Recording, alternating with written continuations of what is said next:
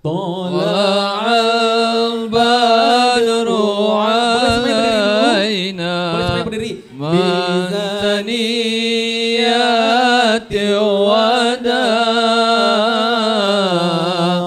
وجب الشكر علينا ما دعا لله داع طلع البدر علينا من ثنيات الوداع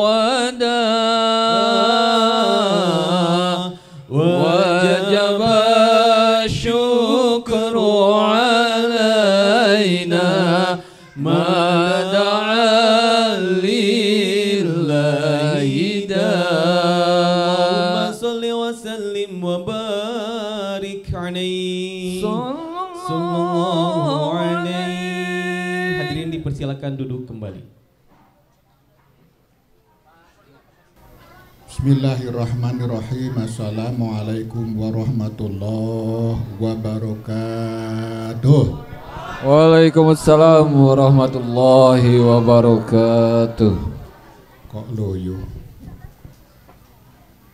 Aikin lagi. Assalamualaikum warahmatullahi wabarakatuh. Waalaikumsalam warahmatullahi wabarakatuh. Assalamualaikum malaikat zaman wajah imam makan wajah qaimu bi amri rahman wajah warisal kitab bayana ibarasul yaman minas samai wal ardi aidatuhu yang ahlu wati kulung yang jilat wajah bidawati wajadu turun bi barakatihi wa rahmatullahi wa barakatuh. Al-Fatihah. A'udzu billahi minasyaitonir rajim. Bismillahirrahmanirrahim. Alhamdulillahi rabbil alamin arrahmanir rahim maliki yaumiddin iyyaka na'budu wa iyyaka nasta'in ihdinas siratal mustaqim siratal ladzina an'amta 'alaihim ghairil maghdubi 'alaihim waladdallin. Alhamdulillahi rabbil alamin wa bihi nasta'inu ala umurid dunya waddin wassalatu wassalamu ala asrofil mursalin wa ala alihi wa sahbihi ajma'in amma ba'du. Ilahi anta maksudi wa ridha kamatlubi a'tini mahabbataka wa ma'rifataka. Allahumma aftah li fi futuh arifin amin. Allahumma aftah lana bi futuhil arifin. Allahumma aftah lana bi futuhil arifin. Rabbana anzila munjalan mubarakan wa anta khilu mirin bi karamati Syekh Ahmad Sahibul Wafatajul Arifin. Al-Fatihah. A'udzu billahi minasyaitonir rajim. Bismillahirrahmanirrahim. Alhamdulillahi rabbil alamin arrahmanir rahim maliki yaumiddin iyyaka na'budu wa iyyaka nasta'in ihdinas siratal mustaqim siratal ladzina an'amta 'alaihim ghairil maghdubi 'alaihim waladdallin. Alhamdulillahi rabbil alamin. Puji dan syukur kita sama-sama panjatkan kehadirat Allah Subhanahu wa ta'ala yang telah melimpahkan rahmatnya, nikmatnya, taufik, hidayah serta inayahnya. Kita diperkenankan, ditakdirkan hadir di tempat ini dalam rangka memperingati Isra wal Mi'rajnya junjungan alam Habibana wa Nabiyana Muhammad sallallahu alaihi wasallam. Salawat dan salam semoga senantiasa dilimpahkan kepada junjungan alam Kanjeng Nabi Muhammad sallallahu alaihi wasallam, kepada keluarganya, sahabatnya, para pengikut-pengikutnya hingga akhir zaman nanti, dan mudah-mudahan kita tergolong umatnya. Amin ya rabbal alamin. Terima kasih kepada pengatur acara Jadi Kasih Mic yang saya hormati, segenap panitia yang telah mengumpulkan segala daya upaya dan dana hingga terwujudnya acara malam ini. tentu capek sudah barang tentu. Tapi seluruh panitia dan seluruh yang terlibat berkontribusi terselenggaranya acara pada malam ini telah digambarkan, dijanjikan oleh Allah melalui Rasul-Nya. Innallaha wa malaikatahu wa ahlas samawati wal ardi wa namlati fi hujriha wal khuti fil bahri la yusalluna ala mu'alliminan nasa khaira. Sesungguhnya malaikat itu bersolawat, mendoakan. Juga malaikat-malaikatnya Allah, juga penduduk langit, bukan lain bukan tidak kecuali malaikat lagi, dan penduduk bumi, banyak penduduk bumi, dan semut-semut di lubangnya, dan ikan-ikan di lautan, di air, termasuk empang Pak. Semuanya mendoakan.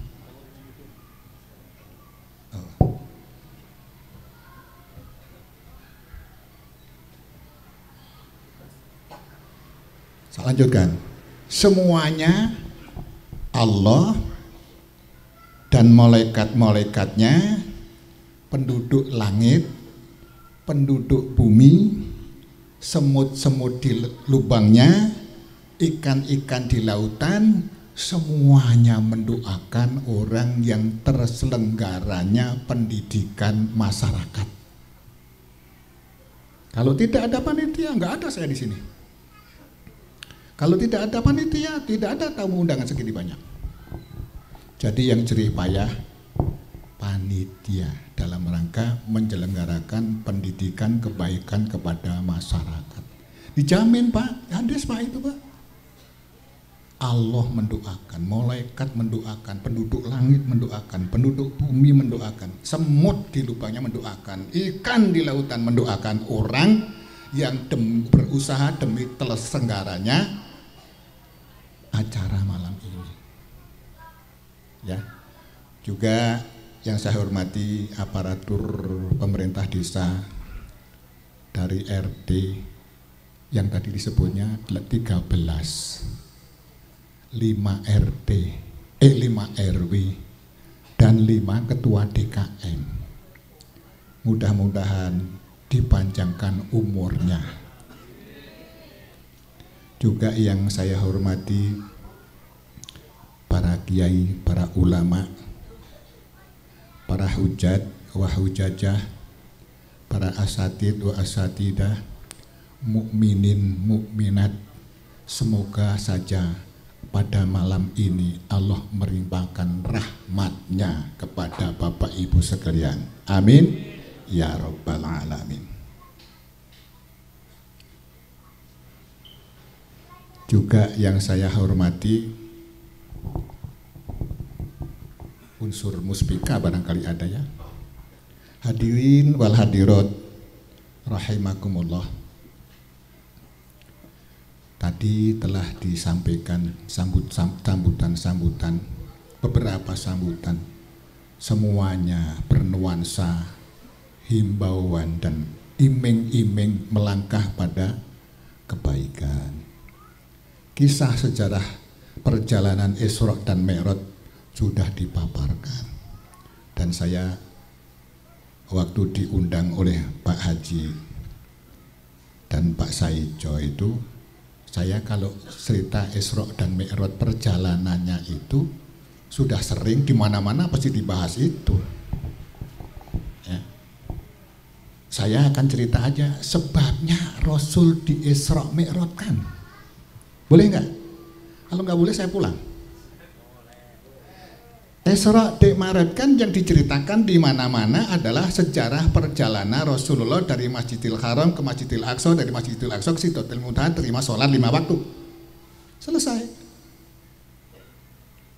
Lalu ulama menyebutnya istimewanya sholat 5 waktu itu diijayahkan oleh Allah kepada Rasul di langit. Sementara kewajiban-kewajiban yang lain diijayahkan diturunkan di bumi. Jadi sholat itu hebat. Tapi ada sholat yang malati, Pak. Tahu nggak malati? Sholat itu malati, Pak. Berani ngomong begitu nggak?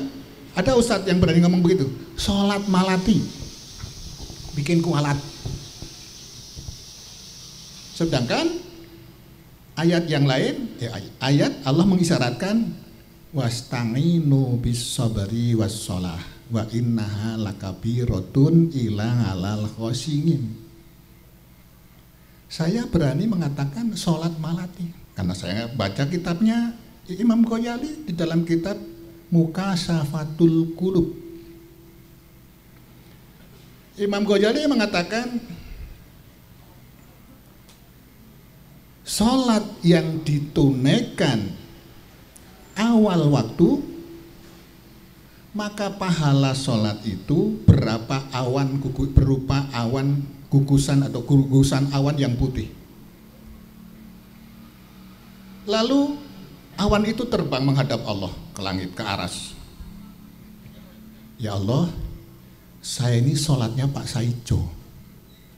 Saya diurus, belum azan saja sudah berwudu.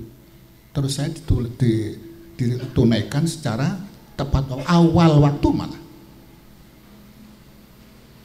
Masih juga zikir. Karena faida godoitumus sholata fadkurullah. Itu dalil. Ulama-ulama nahwu mengatakan zikir setelah sholat itu wajib. Lalu sholat yang kedua, sholat yang diengke-engke kata orang Sunda ya. Sholat yang diengke-engke, sholat yang ditunda-tunda. Sholat yang ditunda-tunda itu, pahala sholat itu berupa gugusan awan hitam kelam, lalu terbang ke udara menghadap pada Allah. Ya Allah, saya ini sholatnya Nurabi. Saya itu sholat asar aja sudah 5:30. Saya tuh disia-sia kayak perempuan istri yang disia-sia, nggak dipulangin, nggak dikasih belanja, hujan-hujan nggak ditemenin, kan sedih, merana.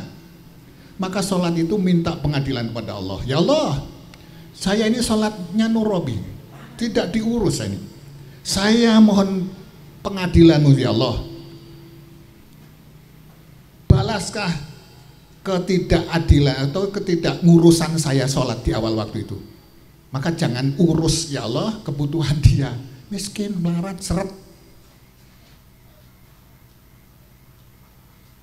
Yang ketiga, sholat yang gerakannya kilat, ya, belum rukuknya belum udah gelongsor, terburu-buru. Nah, itu sholat kilat. Maka sholat semacam itu pahalanya digambarkan oleh Rasul di dalam kitabnya Imam Ghazali itu, sholat itu pahalanya, yang sholat gerak cepat itu pahalanya serbet. Serbet kan buat ngelapin kayak apa-apa. Nah, jadi kalau kita menghadap pada Allah yang sholatnya kayak gitu, makanya serbet itu dilemparnya ke mukanya orang yang kurung kusung. Ya, saya berani mengatakan itu, saya baca kitabnya Imam Ghazali. Ya, yang keempat, lupa. Jadi malam ini saya akan cerita buahnya, sebabnya Rasul di Isra Mi'rajkan. Ayatnya sama, bahasnya beda, insya Allah. Maka saya membuat makalah saya buat, saya minta tolong sama temen. Terus saya ke Jogja, baru pulang kemarin Klenger. Ya, makalah saya ambil, ada salah tulis di sini, laqad kana lakum fi rasulillahi uswatun hasanah. Jadi ditulis V-nya itu berdiri dengan ya, V panjang. Ro-nya misah. Ini ditulis fa, ya, ro jadi satu. Ya. Jadi mohon maaf yang terima makalah itu tidak disengaja, tapi waktu sudah tidak ada. Harus berangkat kemari. Mohon maaf itu kena salah tulis. Dan nanti tanggal 15 lagi, tanggal 15 saya sudah ke Palembang. Ada pengajian dan saya ditahan untuk 5 hari malam lah. Di sana akan hadir Dr. Buya Alzi dan tingkat gubernur.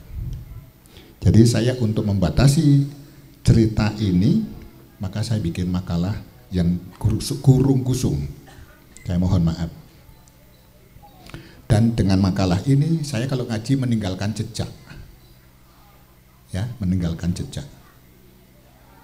Supaya 2, 3, 4, 5, 6, 10, 20, 30 anak-anak muda bisa menjadi menyampaikan masalah atau materi-materi yang saya sampaikan. Jadi mohon maaf koreksinya pakai lisan ya, tidak pakai tulisan. Bapak Ibu yang berbahagia, sebabnya Rasul diundang menghadap Allah. Sudah mubalik mana-mana nyaritakan. Rasul itu tidak datang sendiri, diperjalankan. Asro itu bukan jalan sendiri, datang sendiri. Diperjalankan, dikendaki Allah. Datang dari Mekah ke Palestina, dari Palestina ke Sidratil Muntaha, itu diundang, dikehendaki oleh Allah. Lah apa sebabnya? Di dimensi langit sana, kisahnya dalam kitab Durasun Nasikin itu, Nabi Musa protes. Ya Allah, kenapa Muhammad yang kau panggil menghadapmu? Muhammad itu kan anak kemarin sore, dia kaum yang lemah. Sedangkan saya ini Bani Israel, engkau tetapkan sendiri sebagai kaum yang menonjol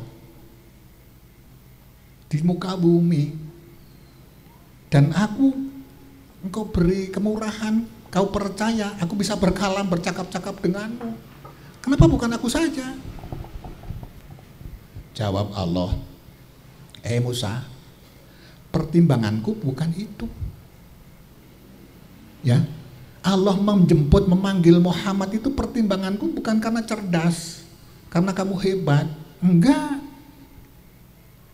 Aku sudah lihat semenjak Nabi Adam kuturunkan ke bumi dan dunia ini aku gulung, aku kiamatkan. Sudah aku lihat hati hamba-hambaku yang merindukan aku, tidak ada rindunya hati Muhammad kepadaku. Ya, itu sebabnya Rasul sampai di Isra Mi'rajkan, dipanggil, dijemput oleh Allah melalui malaikat Jibril itu. Jadi Rasul dipanggil menghadap Allah itu atas rindunya hati Muhammad kepada Allah. Yang sekarang dalam Al-Quran dzikir qalbu. Ayatnya a'udzubillahi minasyaitonirrajim wa asirru qaulakum aw ijharu bih innahu alimum bidatis sudur. Wa asirru qaulakum, rahasiakan ucapanmu, awidharu, atau kau nyatakan, aku jelaskan. Innahu alimum bidatis sudur, sesungguhnya aku tahu yang kamu jelaskan, dan aku tahu pula yang kamu baca dengan hatimu. Tes. Kalau saya berkata pakai mulut, 1 ditambah 1 sama dengan 2, pakai mulut. Bapak menirukan pakai lisan, pakai kolbu. Karena dalam dunia tasawuf itu ada lisan siri. Lesan siri dalam hati itu tidak ada belekannya kayak di lesan ini, lisan lohir ini. Lesan siri itu tidak ada belekannya, rata aja. Bisa nggak 1 ditambah 1 mau pakai mulut sama dengan 2. Bapak Ibu ngikutin kata saya pakai hati, bisa nggak? Bisa nggak? Saya pakai mulut 1 ditambah 1 sama dengan 2. Bapak pakai kolbu 1 ditambah 1 sama dengan 2. Pakai kolbu, bisa nggak? Bisa? Nggak bisa, masa? Saat saya bilang 1 ditambah 1 sama dengan 2, Bapak ngikutin menirukan ucapan saya pakai mulut dengan hati. Dengan hati. 1 ditambah 1 sama dengan 2 pakai hati. Ada kan? Itu namanya lisan siri. Dalam materi atau pelajaran tasawuf itu namanya lisan siri. Itu yang lebih hebat daripada lisan yang ini.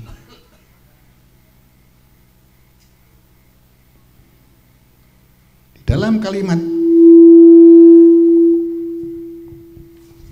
di dalam ayat ini, laqad kana fi Rasulillah iswatun hasanah yarjullaha wa yaumal akhir. Yarjullah, ingin berjumpa Allah. Jadi barang siapa yang ingin berjumpa dengan Allah, ikutin jejak langkah Nabi Muhammad sallallahu alaihi wasallam. Yarjullah itu pengertiannya ingin berjumpa dengan Allah. Berjumpa dengan Allah dalam bahasa tasawufnya namanya makrifat. Kita sudah diberi makrifat, diizinkan makrifat oleh Allah, tapi terbatas. Baru makrifat bi asma, itu dengan di asmaul husna lah, ya Rahman, ya Rahim, ya Qorib, itu namanya makrifat bi asma. Yang kedua, kita ngelihat gunung, kita ngelihat matahari, kita ngelihat bulan, kita ngelihat bintang, itu makrifat bi afngalullah, mengenal Allah. Kalau ditanya orang, siapa yang bikin bintang? Allah. Siapa yang bikin langit? Allah. Siapa yang bikin gunung, lautan dan seterusnya? Allah. Itu namanya makrifat bi afnalnya Allah. Yang ketiga, makrifat bi zat. Itu bagiannya Ruh Qudsi. Nanti kita melihatnya nanti di dalam di dunia di alam akhirat nanti, ya. Jadi kalau kita mau berjumpa dengan Allah, bisa makrifat dengan Allah, makanya kita kuncinya memperbanyak zikir kepada Allah. Wal yaumal akhir, pengertiannya hari kiamat. Bukan hari kiamat, hari akhirat itu hari ditimbangnya amal baik dan amal buruk. Seberapa banyak amal baik yang kita kumpulkan dan amal buruk yang kita lakukan, nanti dihitung di situ, di hari akhirat, di hari perhitungan. Masih di dalam kitab Durratun Nasihin diriwayatkan, malaikat Jabaniyah menggiring-giring seseorang hamba, pengen dimasukkan ke dalam neraka jahanam. Jabaniyah, itu orang kamu mau bawa kemana? Ini dari Ngatit, ya Allah, mau saya masukkan ke jahanam ini. Orang ini punya buku 99 buku, punya catatan amal 99 buku. Satu bukunya aja panjangnya sejauh mata memandang. Orang itu nggak ada kebaikannya di sana itu mah. Lalu tunggu dulu, kata Allah. Tunggu dulu. Satu riwayat Allah melempar buku segede semut hitam.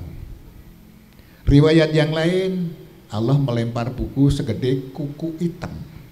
Riwayat yang lain, Allah melempar buku segede ujung jari kelingking, kecil kan? Coba kamu timbang di timbangan amal soleh, timbang, gluk. Akhirnya amal buku yang segede semut hitam itu anjlok ke bawah. 99 buku yang panjangnya sejauh mata memandang terangkat. Jadi berat buku segede semut hitam. Lalu malaikat bertanya, ya Allah, ini amal apa? Kamu nggak tahu. Nah ini, kamu tidak tahu. Itu dzikir kolbu hambaku. Kamu tidak tahu. Marah malaikat, tidak saya beritahu, karena itu rahasiaku dan rahasia hambaku. Jadi kalau orang mampu dzikir kolbu, itu yang tahu dia pelaku dzikir dan Allah. Itu yang dilakukan Rasulullah. Kalau yang ayat yang terakhir kan wadakarallahu katsir kan, wadakarallahu katsir. Dan Allah itu Rasul itu dzikirnya banyak. Ya, gamblang ya. Lalu masyhur, populer, Rasul membawa oleh-oleh pulang dari sowan Gusti Allah itu sholat 5 waktu yang menjadi pokoknya sholat as-sholatu ni'matuddin faman aqomaha faqad aqomatin waman tarokaha faqad hadamatin. Itu kan? Lalu kenyataannya kita tahu dari Al-Quran ada sholat khosiun, ada sholat sahun, ya kan? Qad aflahal mu'minuna alladzina hum fi sholatihim khosiun. Sungguh beruntung orang yang sholatnya pada derajat khusyuk, ya kan? Itu apa layaknya kesampar kesandung. Lalu bagaimana supaya sholat itu menjadi khusyuk? Ini lagi-lagi bagian ulama tasawuf yang paham. Di ayat yang lain menjelaskan innani anallah la ilaha illa ana fa'budni aqimi sholata lidzikri. Ya. Kaitannya itu. Jadi dalam bahasa tafsirnya dalam bahasa Al-Qur'annya itu tafsirul ayat bil ayat. Ayat 1 menjelaskan ayat yang lain. Tadi qad aflahal mu'minun alladzina hum fi sholatihim khoshi'un. Sungguh beruntung, sukses kalau orang itu sholatnya khusyuk. Lalu apa ya definisi khusyuk? Al-khusyuk khudurul qalbi ilallah. Yaitu khusyuk itu hadirnya hati atau menyebutnya hati kepada nama Allah. Didirikan sholat tidak lain hanya agar dia dzikir kepadaku. Ya, itu ada di sini ada ayat. Saya lanjutkan tentang khusyuk. Wa ma kana sholatuhum indal baiti illa muka'an wa tasdiyatan fadukhul ngadaba bima kuntum takfurun. Wa ma kana sholatuhum indal baiti illa muka'an wa tasdiyatan fadukhul ngadaba bima kuntum takfurun. Adapun sholatnya hamba yang di sisi Ka'bah, berarti kalau orang Indonesia sudah umroh atau haji. Umroh sekarang berapa duit? Paling tidak 30 juta. Lalu berhasil sholat di sisi Ka'bah. Dekat Ka'bah ya di mana-mana ya di sisi Ka'bah lah anggapnya. Di penginapan juga sisi Ka'bah, di masjid juga sudah sisi Ka'bah pengertiannya, karena dekat dengan Ka'bah. Wa ma kana sholatihim indal baiti illa muka'an wa tasdiyatan fatuhul ngadaba bima kuntum takfurun. Makna sholat itu, pahala sholat itu hanya seperti bersiul dan bertepuk tangan. Ayatnya berapa ya? Tariat ya. Saya sebenarnya bikin makalah ini untuk anak-anak muda. Nanti bisa jadi sebagai kujah. Kalau saya cerita pakai mulut, besok udah lupa. Ya, ini saya bikin supaya anak muda bisa membaca ulang besok. Ayatnya berapa ini? Wama. Nah ini. Wa ma kana Al-Anfal ayat 35. Itu kalau sholat tidak disertai hati, tidak khusus, tidak khusyuk. Atau di Al-Ma'un, ara'aital ladzi yukadzibu biddin fadzalikal ladzi yat'ul yatim fawailul lil musallin alladzina hum fi sholatihim sahun alladzina hum yura'una wa yamna'unal ma'un. Itu dibahas di pengajian-pengajian. Salat. Tahukah engkau orang-orang yang mendustakan agama, yang menghardi orang miskin, yang tidak memberi makan anak yatim, yang sholatnya tidak khusyuk, lawannya sahun. Sahun itu lupa, lupa itu lali, bahasa Sundanya poho. Poho kasaha, poho ka Gusti Allah. Hatinya tidak zikir. Itu namanya derajatnya, pahalanya sholat sahun. Sholat yang qosiun, sholat hatinya menyebut nama Allah. Coba kalau sholat imamnya imamnya belum selesai, makmum sudah selesai baca Fatihah atau surat-surat di bawah setelah Fatihah, diam aja kan? Atau tahiyat, imam masih panjang, makmum baca tahiyatnya belum udah, ngapain? Kita baca tahiyat sudah selesai, imam belum, mau ngapain?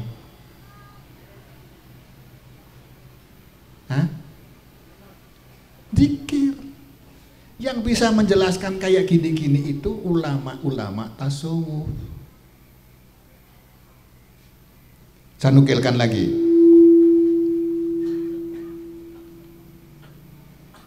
Karena ini urutannya sudah lama tadinya saya mau bahas ayat satu persatu, tapi karena nggak jadi, maka saya melihat alatnya dulu. Hafidhu ala sholawati wa sholatil wusta wa qumu lillahi qanitin, surat Al-Baqarah ayat 238. Apa itu yang disebut sholat? Hafidhu ala sholawati wa sholatil wusta. Sholat wusta banyak ulama-ulama besar dunia yang membahas berbeda-beda. Sholat wusta itu sholat di tengah-tengah. Kalau antara pagi dan sore, maka ulama tafsir ada yang mengatakan sholat duhur. Kalau antara subuh dan duhur, maka ada sholat duha.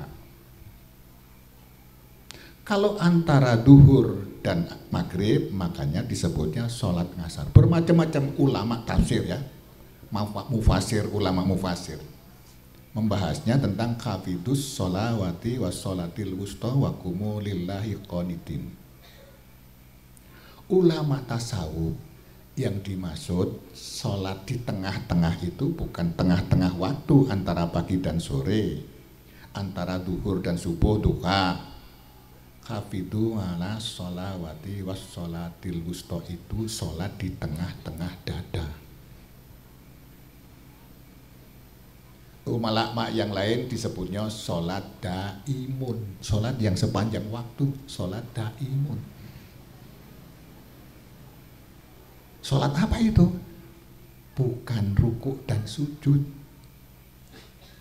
Orang-orang yang soleh, yang sudah meninggal, di dalam kuburnya itu juga masih sholat. Tapi bukan rukuk sujud. Sholatnya nyebut nama Allah di dalam kolbunya. Itu yang disebut sholat sholatil wusta. Ayatnya Al-Baqarah 238. Nanti supaya dibaca ulang, saya mengharapkan anak-anak muda, pemuda-pemuda itu bisa memahami ayat ini.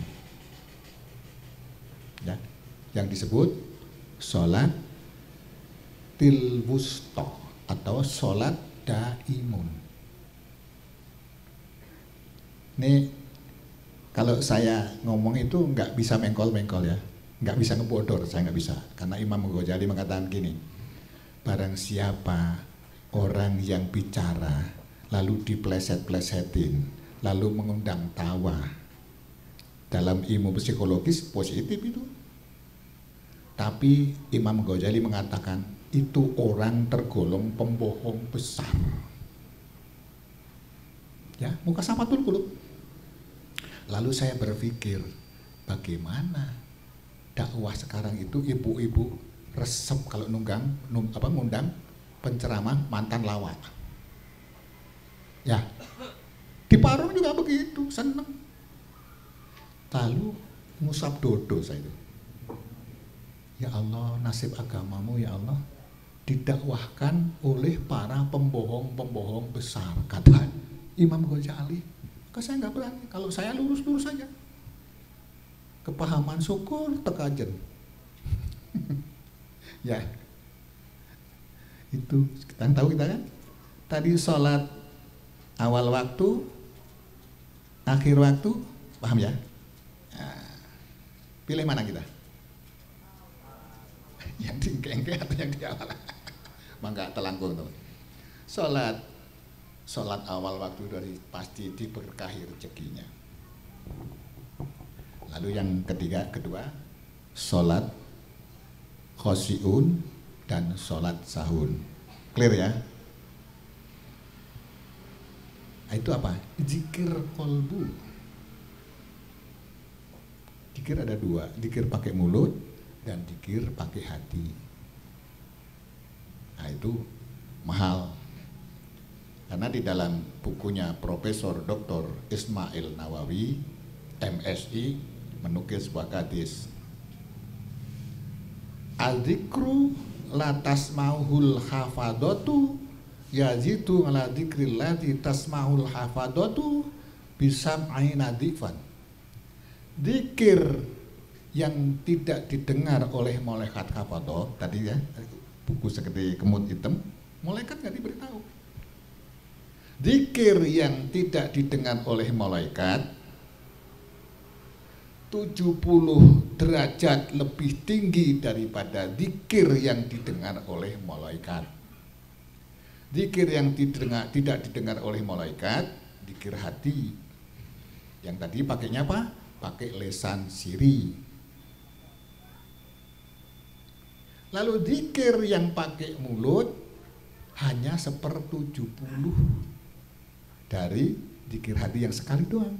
Hanya 1/10. Itu baru tingkat dasar, orang khusyuknya rendah. Tapi di dalam kitab Turatun Nasikin, hadis Rasul mengatakan, tafakkur sa'ah khairun min ibadati sab'ina sanah. Tafakkur saja 1 jam. Tafakkur menyebut nama Allah dengan kolbunya. Ini nama itu saya sebagai murid tidak diperkenankan untuk menjelaskan. Nah, tafakkur sa'ah khairun min ibadati sab'ina sanah. tafakur 1 jam saja lebih baik daripada ibadah 70 tahun. Meningkat kan? Ya. Tadi 1 dibanding 70. Sekarang 1 jam lebih baik daripada ibadah 70 tahun. Seperti hadirnya orang di majelis taklim. Hadaru fi majlisil ilmi lam yakra harfan wa lam yaktub kalimatan ghufira lahu mattaqaddama min dambi. Hadir 1 jam di majelis taklim lebih baik dari ibadah 70 tahun walaupun tidak nulis 1 huruf, tidak mengucapkan 1 kalimat. Itu Ibu, pahalanya 70 tahun sekarang ini. Padahal berapa jam? Kalau 5 jam ya kali 70 kali 5. Kalau 4 jam ya 70 kali 4. Hadisnya hadaru fi majlisil ilmi lam yakra harfan wa lam yaktub kalimatan ghufira lahu mattaqaddama min dambi. Dihapus dosanya sebelumnya dan sesudahnya. Ya. Pan ya. Saya cari lagi. Itu intinya dzikir qalbu. Lalu di dalam surat Al-Maryam ayat 3 Allah berfirman, idnada robbahu nidaan khofiyan. Tatkala Nabi Zakaria memohon anak kepada Allah, dan ayat-ayat selanjutnya mengatakan bahwa Nabi Zakaria umurnya sudah sekitar 70 tahun. Rambutnya udah putih kayak saya. Kalau saya itu jadua malah. Tulangnya sudah pada linu-linu. Istrinya 60 tahun. Udah mandul 60 tahun lagi. Harapan untuk punya anak tipis. Orang kesayatan bilang tidak mungkin.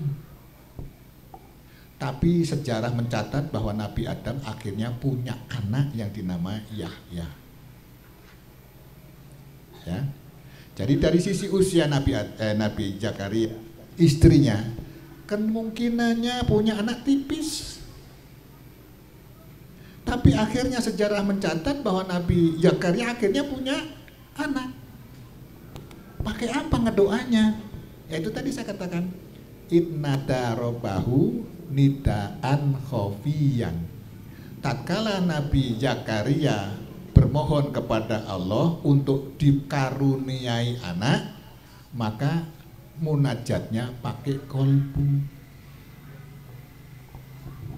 Munajatnya pakai kolbu, atau yang populer disebut dzikir khafi. Ya. Ini sengaja saya sampaikan, makanya kalau diundang Pak Saijo sama Pak DKM itu, kalau saya cerita Isra Mi'raj, aja sudah banyak kok yang cerita Isra Mi'raj itu. Ya, udah banyak yang cerita Isra Mi'raj itu. Ini penting, Pak. Kalau sholat tidak ada dzikirnya khati itu, tidak disebut sholat wusta. Tidak disebut sholat dzikir. Itu malah kalau mau baca Kitab Durratun Nasikin halaman 253. Hati-hati, ada 3 amal yang pahalanya tidak lebih berat daripada sayap lalat. Yang punya Durratun Nasikin boleh dibuka halaman 253. Kecuali beda cetakan, mungkin halamannya beda. Sholat lalai, sahun, ya kan? Sholat lalai alias sholat sahun. Imam Ghazali mengatakan sholat yang sahun itu dibayar dengan neraka, dianjak.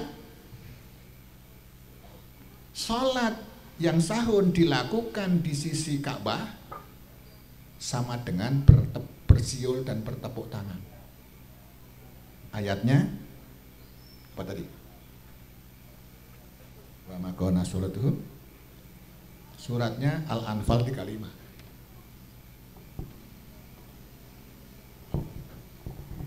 Lalu Nabi Kiai Yakarya akhirnya punya anak kan?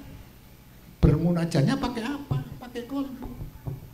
Innada robahu nidaan khofiyan. Di sini nggak ada kalau nggak salah. Jadi zikir kolbu itu luar biasa hebatnya.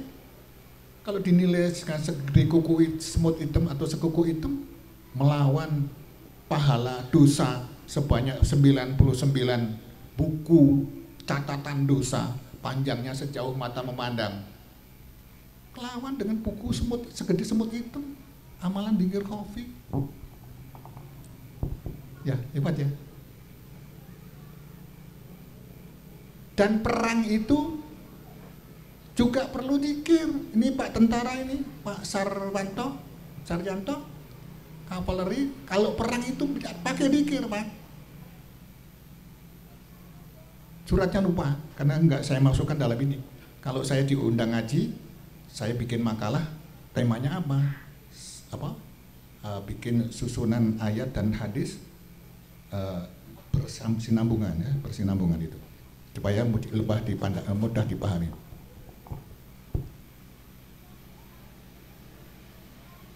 Perang itu pakai zikir, Pak. Nabi Musa diperintah oleh Allah, kalimatnya gitu, ayatnya lupa, suratnya lupa. Idhab anta wa ahuka bi ayati. Idhab anta wa ahuka bi ayati wala taniya fi dzikri. Pergilah kamu dengan saudaramu, hai Musa, sampaikan ayat-ayatku itu kepada Fir'aun. Wala taniya fi dzikri. Tapi jangan lupa kamu harus berzikir. Belum pernah dengar kan? Yang saya sampaikan itu rata-rata baru berdengar pertama. Tahun 2017 di bulan April, saya diajak teman saya, anak Raja Waju, Pak, nggak ecek-ecek, Pak, yang kakaknya arsitek, adiknya rektor. Mas, saya pinjam bibirnya boleh nggak? Karena yang gede itu nggak punya anak, jadi kalau parung senangnya mancing, ya bebas. Dia pemborong, tapi nggak mau pemborong dari instansi. Yang diborong itu rumahnya Rano Karno, rumahnya Niada Niati, rumahnya Aji Pangestu, rumahnya Kanbil, yang langsung kalau dari instansi nggak mau. Hidup cuman berdua, masih punya toko aksesoris mobil, ya, punya duit. Sedangkannya mancing ke parung. Saya dibilangin, Mas, saya boleh pinjam bibirnya enggak? Ada apa? Adik saya itu, keponakan saya itu DKM di Makassar sana. Saya seneng, masjid itu saya yang bikin, dananya dari saya. Omnya itu yang punya Aba Abi. Perguruan tinggi bahasa asing pertama di Cikini itu Aba Abi, omnya yang punya. Aku dikasih duit, saya bikin. Anak ponakan saya jadi DKM itu. Saya seneng dikir, menjelaskan dikir, tapi aku kan orang teknik sipil, aku nggak tahu, pinjam bibir boleh kan? Ntar dulu saya download pertama ayat-ayat dikir itu saya ngaji, lurus begini, Pak, saya nggak bisa ketawa, kalau mancing tahu takut Imam Ghazali saya ngaji itu, akhirnya saya mulai habis sisa, bubar-bubar jam 1. Berapa jam itu kan? 5,5 jam. Akhirnya lagi. Saya hanya download 2 lembar. Itu pun menceng. Tulisannya Arab, angkanya Latin. Jadi yang diangkain terjemahan. Nggak apa-apa, asal kebaca. Karena ayat-ayat yang saya sampaikan itu lain.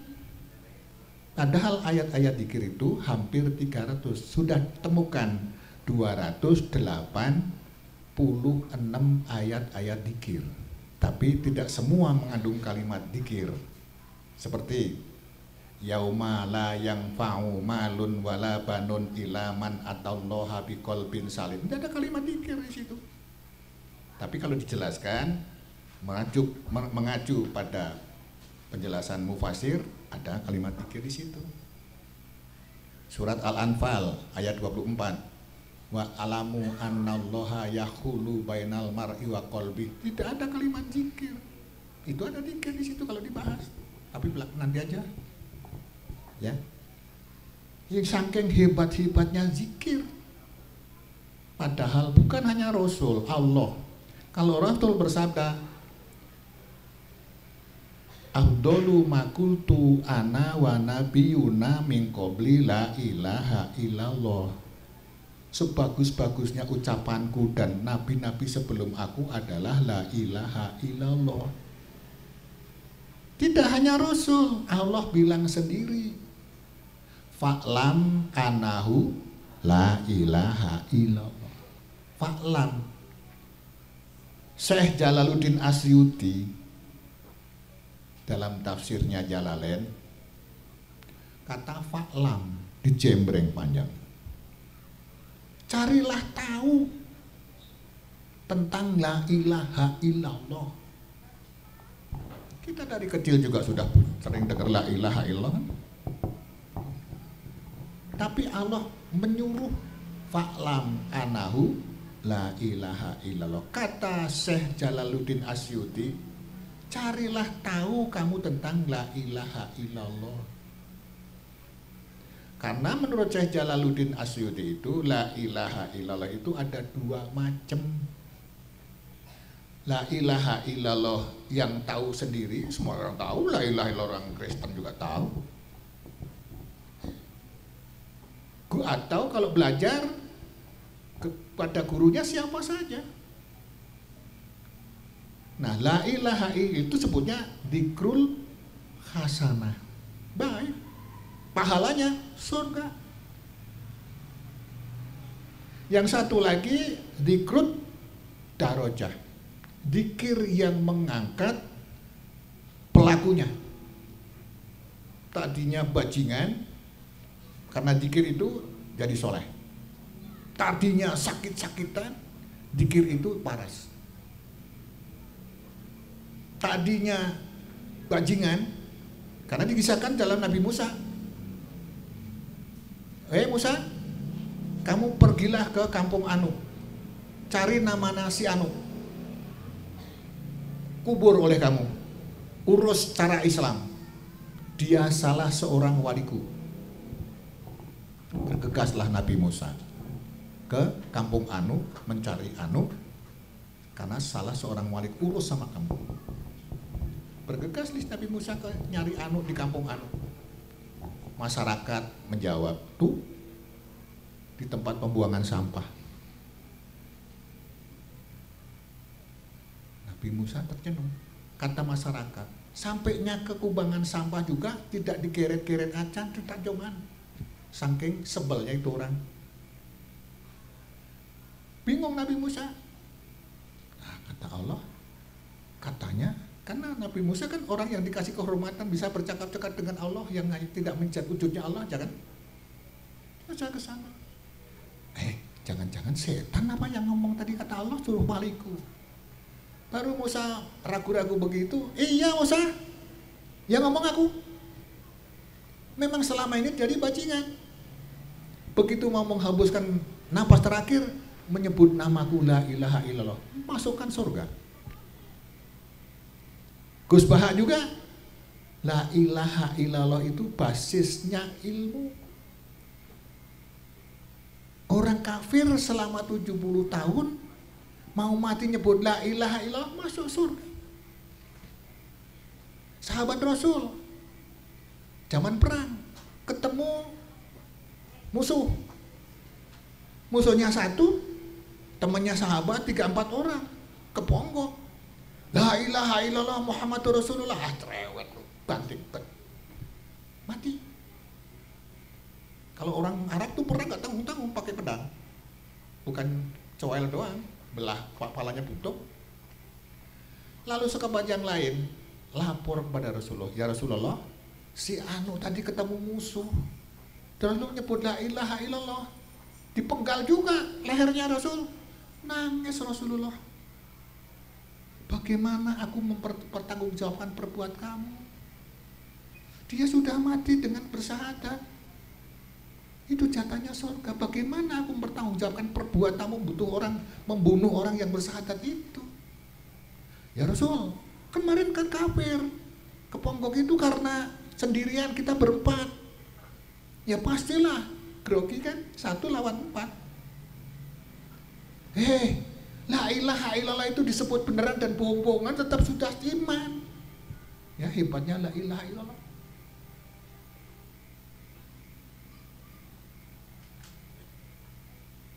Lalu ini hebatnya la ilaha illallah kemana-mana. Saya pancet bikin makalah, ampuhnya la ilaha illallah itu kemana-mana. Cuman juga tidak banyak yang menyampaikan. Termasuk di Makassar dulu. Bu, kemarin katanya habis tabligh akbar ya?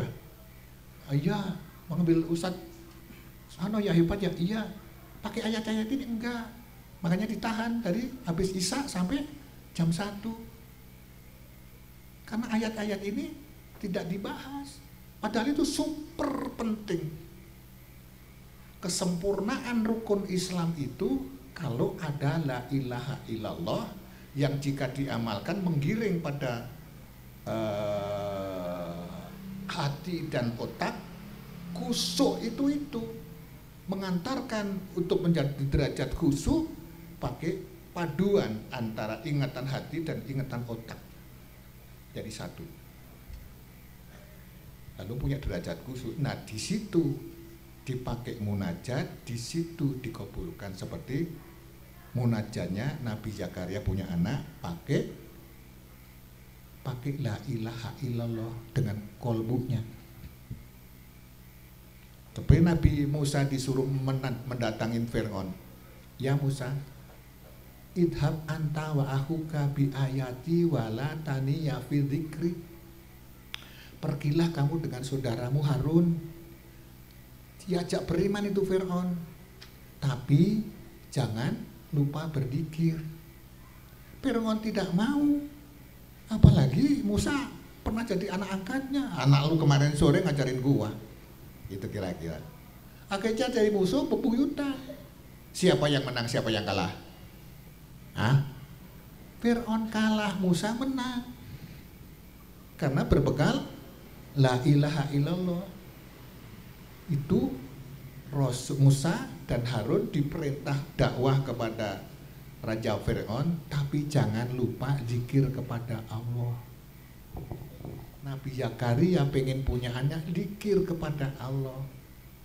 Bajingan seumur hidup, mati husnul khotimah karena ucapan terakhirnya la ilaha illallah.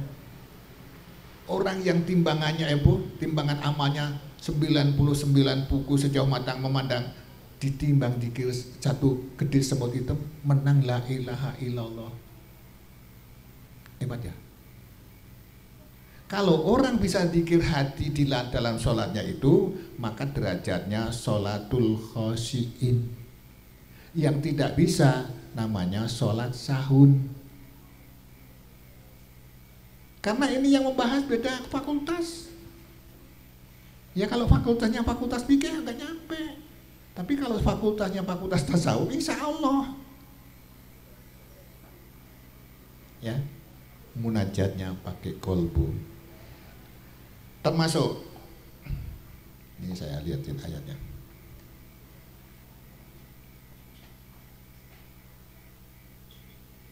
Nah, ini di poin 4. Simak. Rasul bersabda, dimaksudkan dalam kitab Bidayatis Salikin, halaman 128. Ini tak tulis itu. Oh, hadis saja.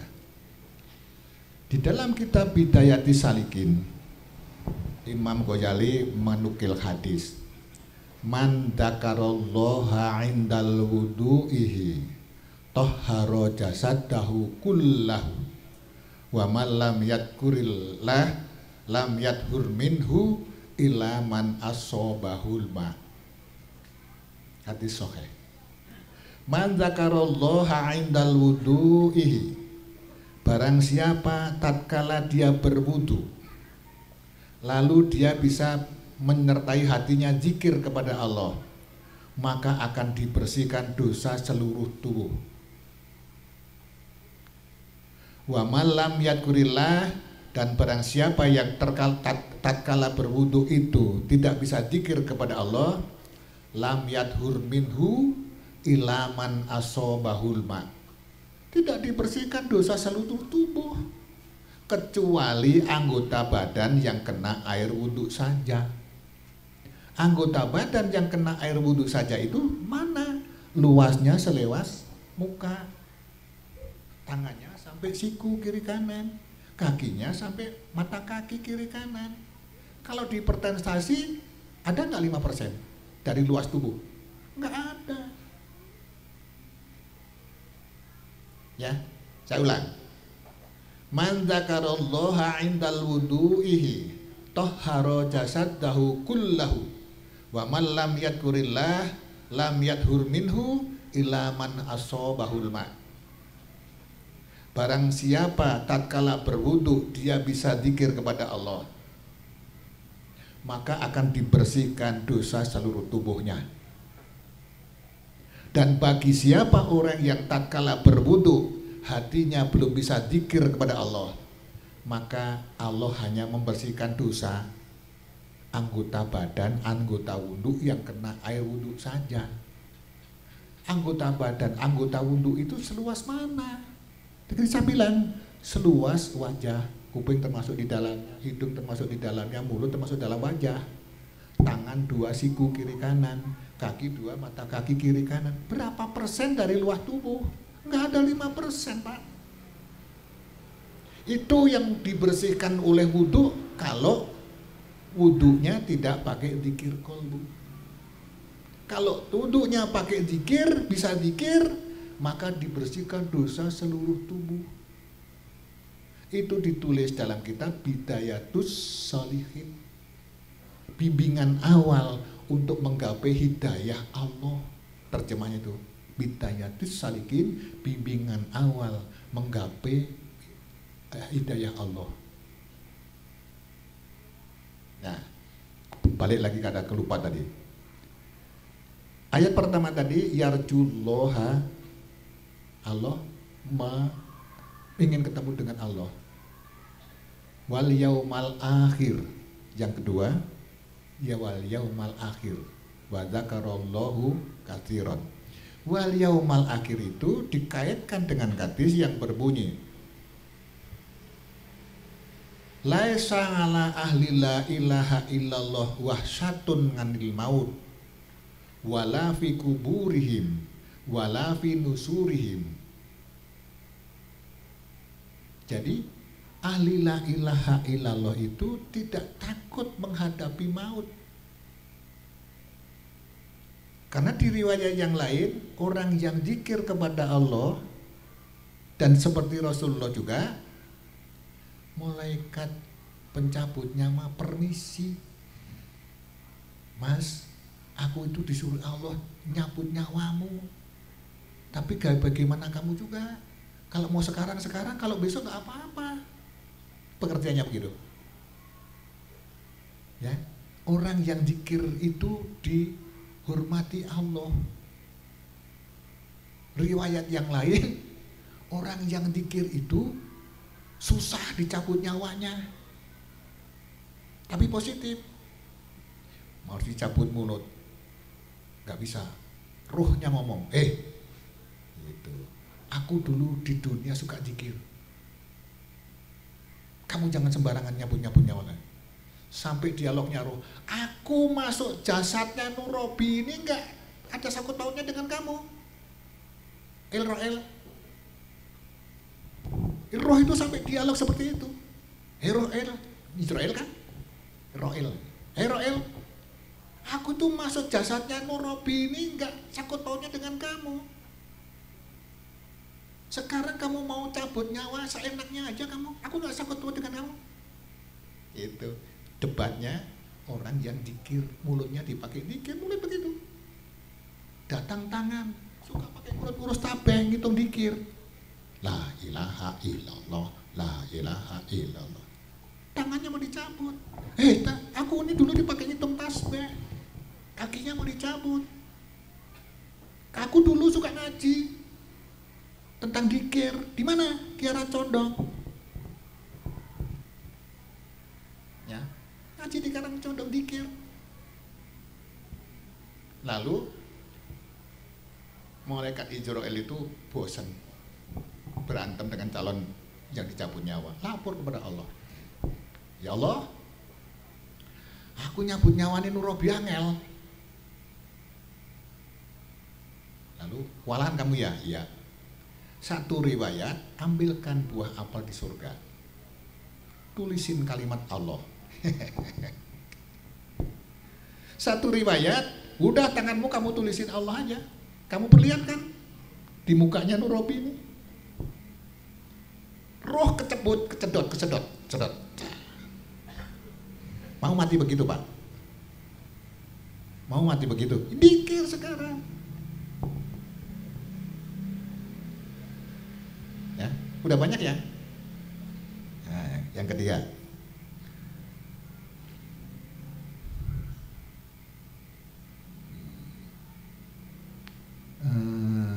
Nah ini. A'udzubillahi minasyaitonirrajim.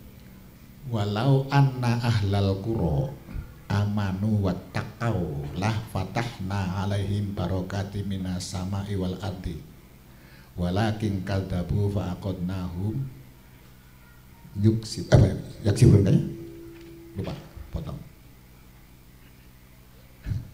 Walau anna ahlal qura amanu wattaqau la fatahna alaihim barokati minas sama'i wal ardi walakin kadzabu fa aqadnahum bima kanu yaksibun.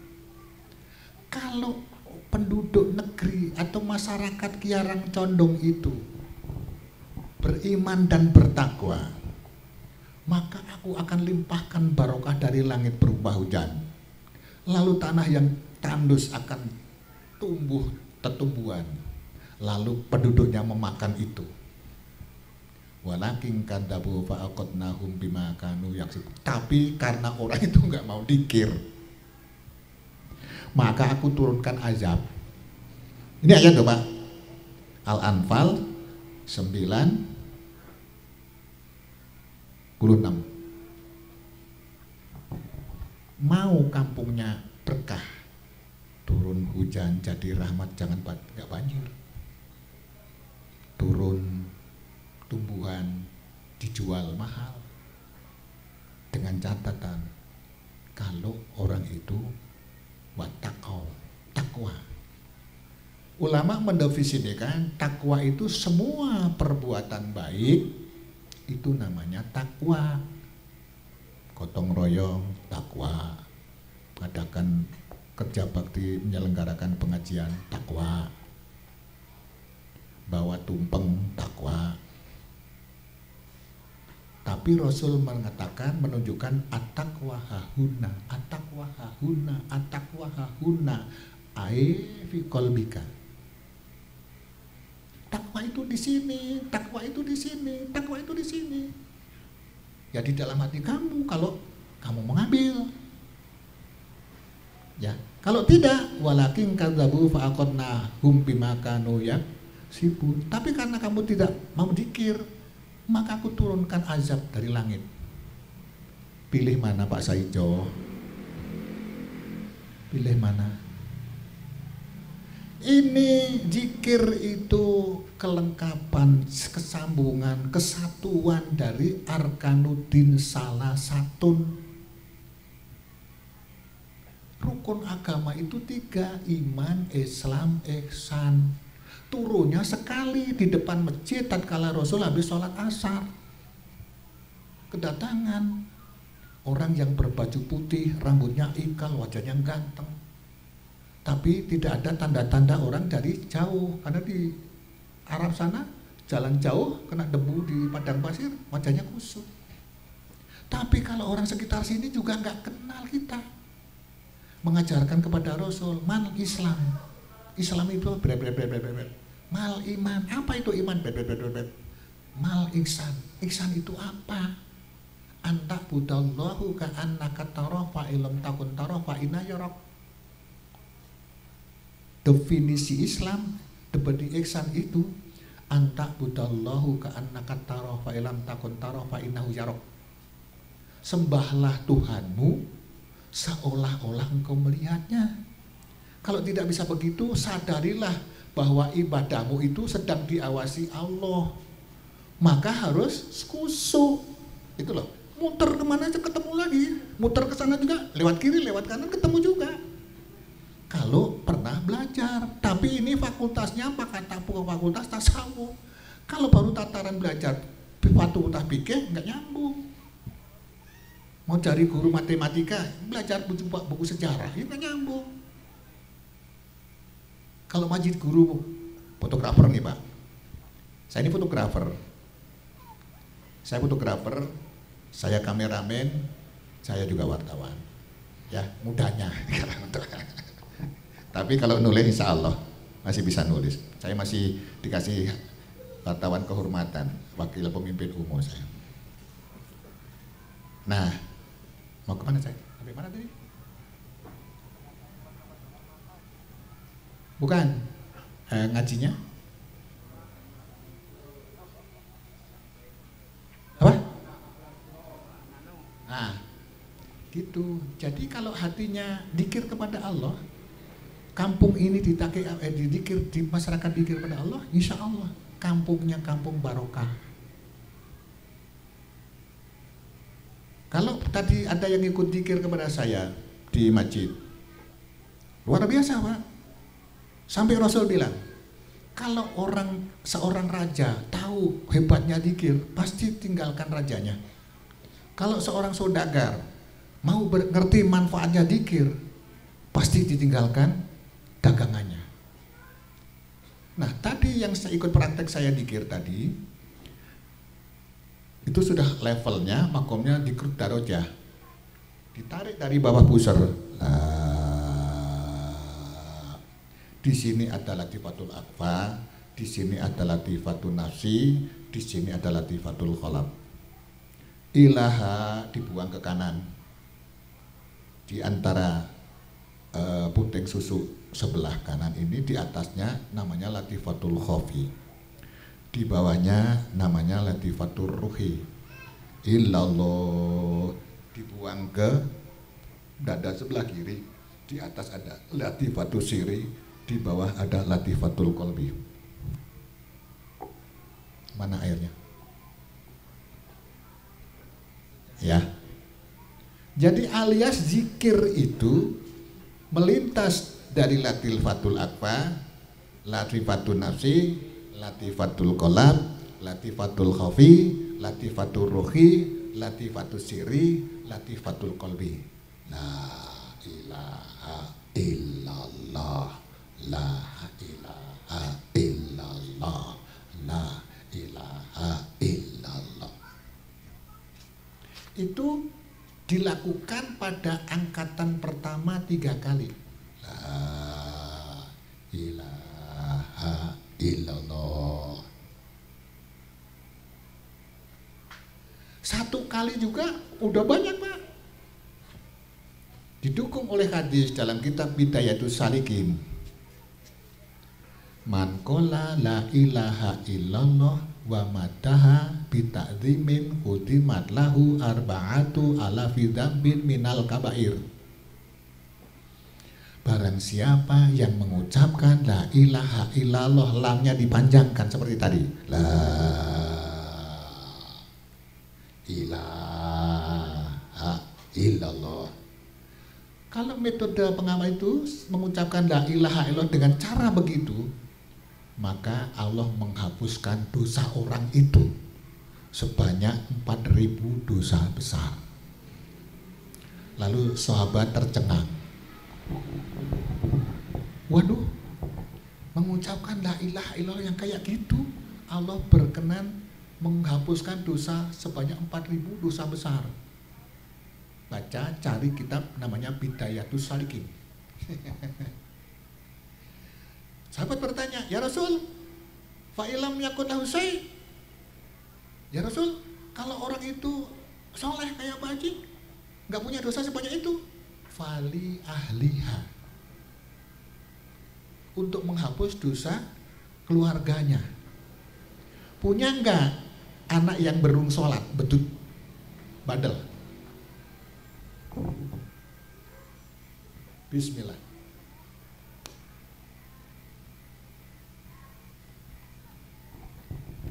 Punya enggak anak, adik, kakak yang sulit sholat, sholatnya diingke-ingke, ya, itu sudah tersubsidi, dosanya dihapus oleh keluarganya yang dikir. Lalu sahabat bertanya lagi, ya Rasul, fa'ilam yakun lahu syai', kalau orang itu nggak punya keluarga, ada teman saya yang arsitek itu nggak punya anak sampai sekarang, 67 tahun, belum punya anak, katun juga. Bagaimana kalau orang itu nggak punya keluarga, nggak punya anak? Fali jironiha, untuk menghapus dosa tetangganya. Jadi hanya dengan zikir sudah sedekah kepada tetangga.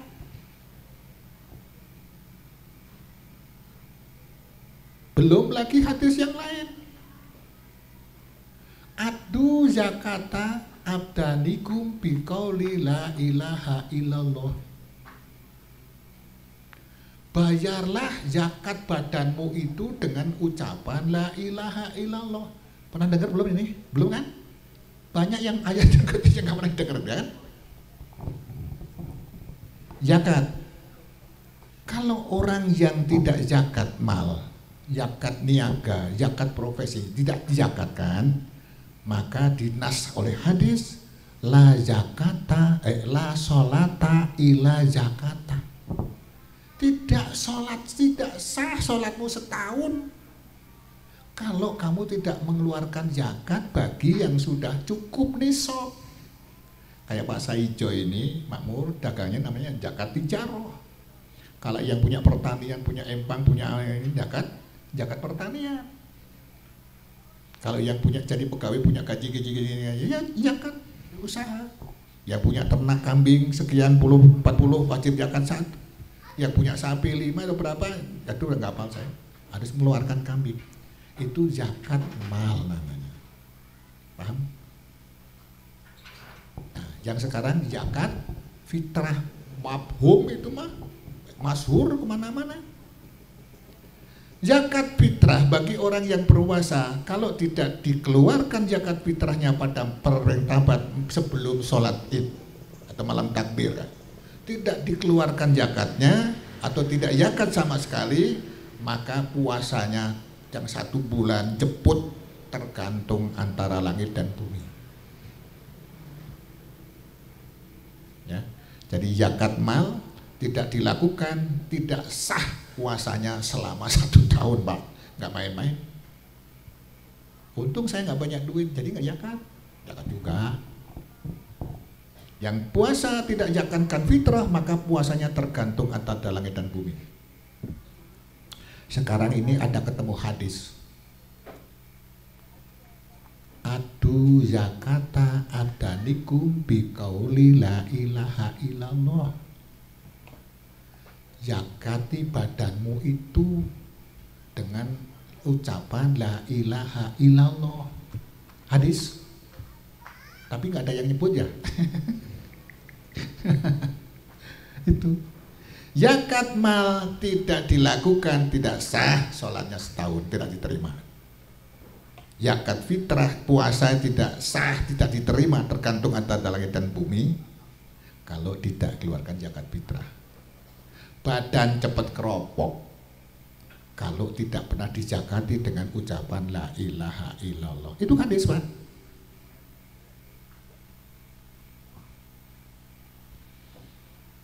Lalu di mana rahasianya zakat badan? Ya, zakat badan, la ilaha illallah yang tak pakai tadi metodologi.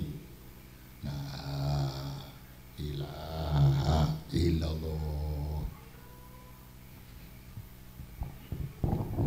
Waktu ngangkat pertama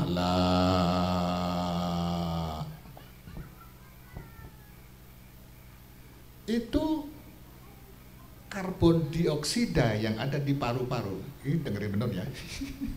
Gak pernah denger kan? Pak Saryanto gak pernah denger kan? Saya belajar sama dokter. Saya belajar sama profesor insinyur, Profesor Dr. Ki Haji Kadirun Yahya Esa. Saya belajar. Jadi waktu ngangkat pertama itu itu dipandu dengan ilmu tajwid, 6 karokat kan, 6 karokat kan.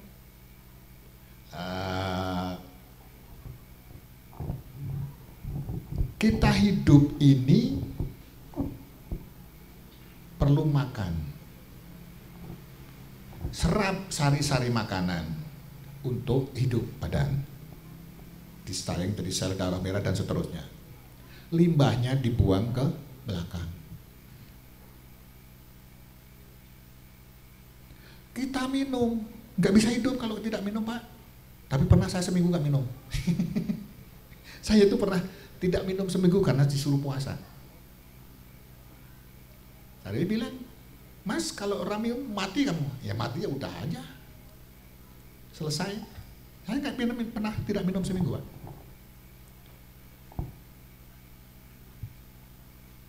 Apa tadi?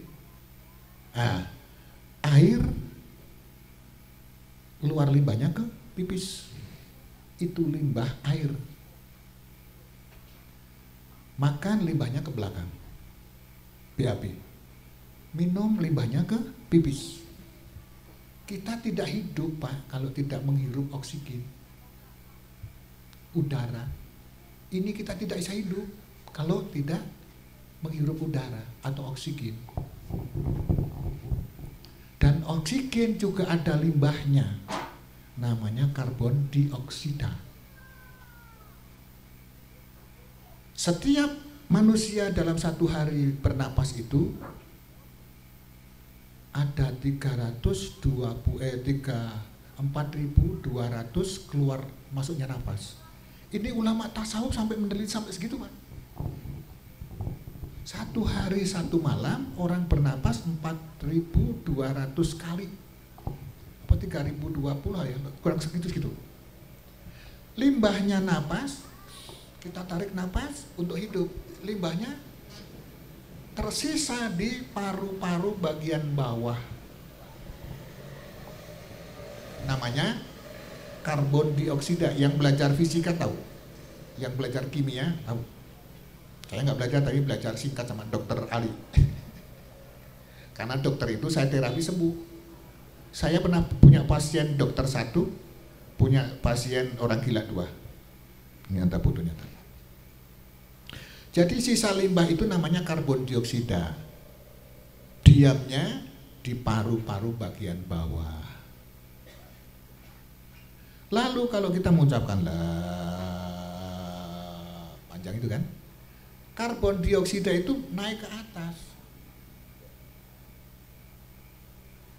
Karena waktu kita menghirup udara, udara masuk dalam paru-paru, mendesak karbon dioksida itu menjadi naik. Karena Allah sudah atur sedemikian rupa, karbon dioksida itu lebih berat daripada H2O. Ya. Lalu karbon dioksida itu, limbah racun oksigen itu dikeluarkan dengan kalimat illallah. Ini tidak janjian. Orang fisika tidak janjian dengan ulama-ulama ahli zikir. Tapi setelah diteliti oleh ahli, oh ternyata begitu. Jadi zikir yang pakai metodologi atau dalam bahasa agamanya namanya thoriqah. Itu seperti itu. La ilaha illallah. Kata Allah itu dihembuskan napas sehabis-habisnya. Maka karbon dioksida dikuras. Bayangkan kalau kita sholat 5 waktu, nguras karbon dioksida itu yang bikin stroke segala macam itu. Maka pantas kalau Rasul bersabda, adzikru sehatun. Zikir itu mewariskan badan menjadi sehat. Itu yang di dalam sabda hadis disebut adu ya kata abdanikum bikauli la ilaha illallah. Bayarlah zakat badanmu itu dengan ucapan la ilaha illallah. Karena kita tidak pernah bayar, ya ada yang malas bayar, makanya badannya krepok. Tidak riak, tidak sumpah. Setelah Covid datang, saya setiap bulan dikirnya 100.000. 30.000 untuk bayar harian, 70.000 saya untuk mengangkatkan, mengkifaratkan dosa kakek nenek saya, ditebus dengan dosa dengan dikir sebanyak 70.000 itu. Ada panduan doa kemana-mana. Tapi belum waktunya kita bicarakan sekarang. Udah aja ya. Kalau saya itu ngomong lurus begini jadi bosan, nggak ada ketawanya ya. Tapi jarang disampaikan orang. Ya mau tidak mau dengerin juga. Saya kalau ngomong begini, saya rebito dengan guru saya, tidak perlu ketawa-ketawa. Kalau saya nggak dengerin, alhamdulillah. Coba kalau bapak itu nggak dengerin sama, alhamdulillah pulang salah. Itu nggak repot saya, Mas. Apa tadi? Sudah? Karbon dioksida. Itu dikir angkatan pertama itu akan dihapus 4.000 dosa besar untuk keluarganya, untuk tetangganya. Ditutup dengan Sayyiduna Muhammadur Rasulullah sallallahu alaihi wasallam. Dijelaskan dalam kitab Tanqihul Qaul karya Imam Nawawi. Man qala la ilaha illallah marotan gufiro lahu dunubahu wa ingkanat jabatil bahri. Selesai dikir, la ilaha illallah, la ilaha illallah, la ilaha illallah.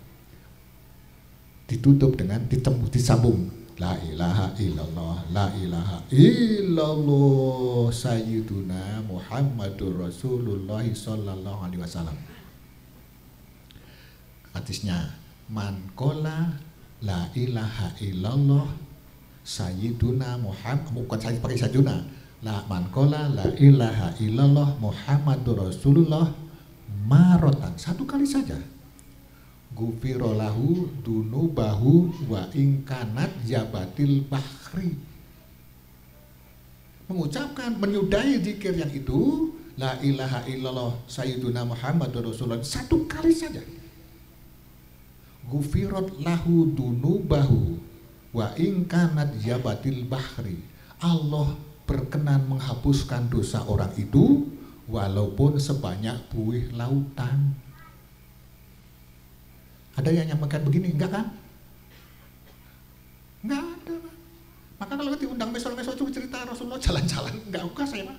Udah banyak orang yang itu, yang menyampaikan itu sudah banyak. Yang ini saya belajar dengan Profesor Kadirun Yahya, saya belajar dengan Dokter Ishak Aswar, lupa lagi. Ishak Ashar. Saya beritahu dengan itu, Pak. Karena ini hebat, maka saya sampaikan. Kalau diundang suruh cerita Masjidil Haram, Masjidil Aqsa, enggak, saya nggak mau, enggak. Saya lebih penting ini. Dan zikir jadi obat yang hebat. Wa nunazzilu minal Qur'ani ma huwa shifaa'un wa rahmatun lil mu'minin. Udah berapa jam? Udah jam berapa sekarang, Pak? Berapa? Udah ya? Udah aja ya? Udah aja ya? Udah jam 11 masa kali Parung udah pulang itu, Pak.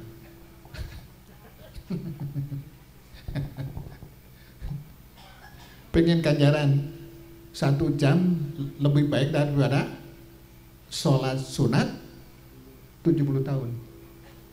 1000 kali. Hadiru majlis ulam yakul karpan atau kalapan untuk baju. Man jalasa majlis limi afdalu sangatan afdalu min alfin rakatin tatawungan. 1 jam lebih baik daripada sholat sunat 1000 rakaat, Pak. majelis taklim itu kan. Duduk di majelis taklim 1 jam lebih baik daripada sholat sunat 1000 rakaat. Siapa yang pernah sholat sunat 1000 rakaat? Wali Pak itu kalau bisa melakukan sholat sunat 1000 rakaat. Ya, itu mana? Sampai mana Pak tadi saya ngomong Pak?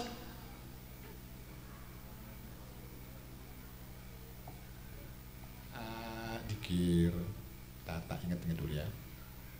Itu saking penting-pentingnya dikir, hebat-hebatnya dikir kayak gitu. Nah, ketemu. Jadi obat. Syekh Ibnu Qayyim Al-Jauziyah yang tadi saya katakan di masjid, obat itu Fatihah. Ulama-ulama tasawuf yang jadi sumber obat itu, biangnya obat itu adalah la ilaha illallah. Ibnu Qayyim Al-Jauziyah mengangkat hadis, merujuk hadis dari Rasul,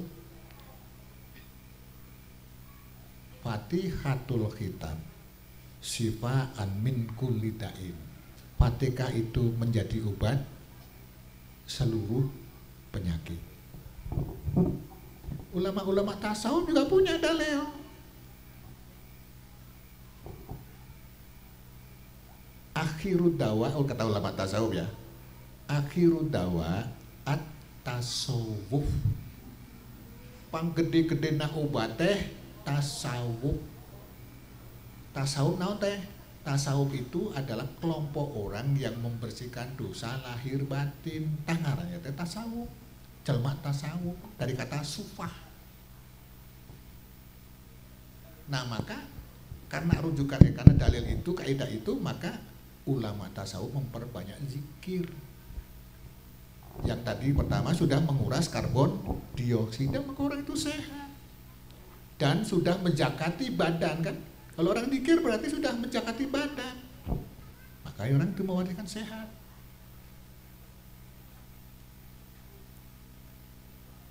Nah, lupa lagi, udah ngantuk.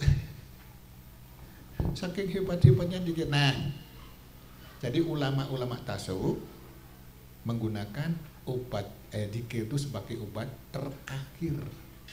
Akhirud dawa at-tasawuf. Bukan sejak obat, Pak. Ini Qur'annya dipindah aja. Di atas.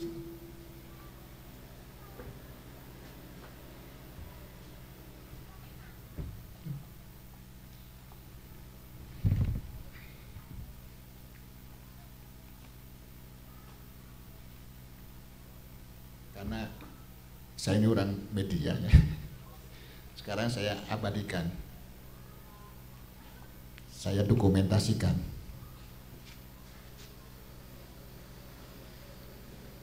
Ini berita online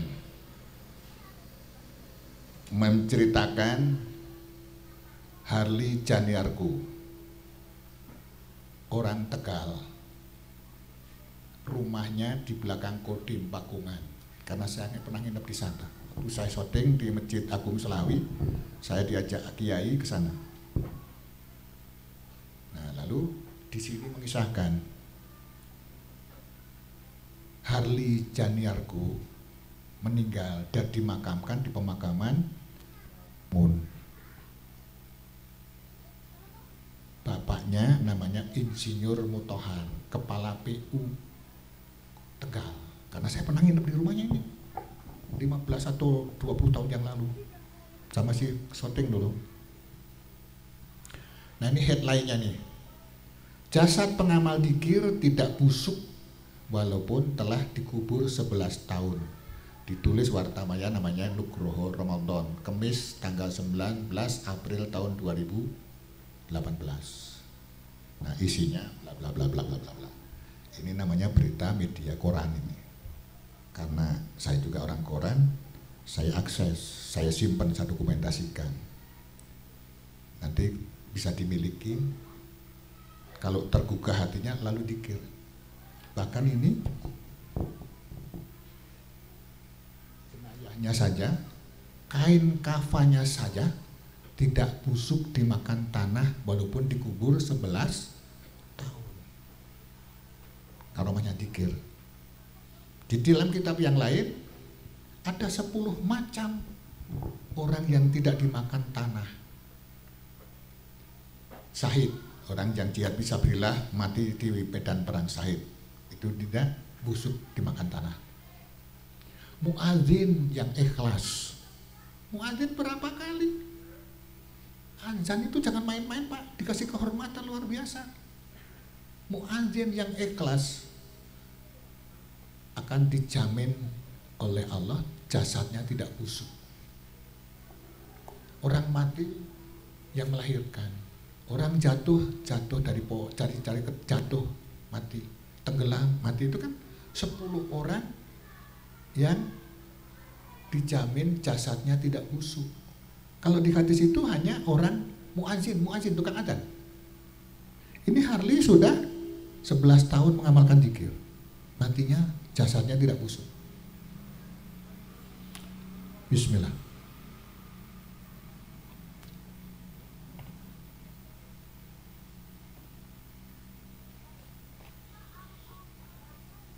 Kita urutin aja ya. Ini gambar orok dipeluk neneknya karena habis lahir.